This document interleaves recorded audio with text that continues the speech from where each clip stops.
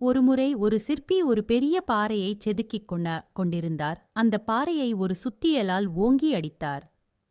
பாறை உடையவில்லை. மீண்டும் மீண்டும் அடித்தார். 10 முறை, 20 முறை, 50 முறை அடித்தும் அந்த பாறையில் ஒரு சிறு விரிசல் கூட விழவில்லை.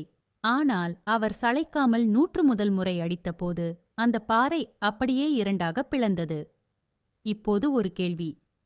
அந்த பாறை உடைய காரணம் அந்த 101வது அடியா, அல்லது அதற்கு முன் விழுந்த 100 அடிகளா? உண்மை என்னவென்றால் அந்த 101வது அடி என்பது ஒரு முடிவு மட்டுமே. ஆனால் அந்த பாறையை பலவீனப்படுத்தி உடைய வைத்தது அதற்கு முன் விழுந்த அந்த 100 அடிகள்தான். நமது வாழ்க்கையிலும் சில நேரங்களில் கடினமாக உழைத்தும் வெற்றி கிடைக்காதது போலத் தோன்றும். ஆனால் நாம் செய்யும் ஒவ்வொரு முயற்சியும் வீணாவதில்லை. அவை ஒவ்வொன்றும் நம்மை வெற்றியை நோக்கி நகர்த்திக் கொண்டே இருக்கின்றன. விடாமுயற்சி என்பது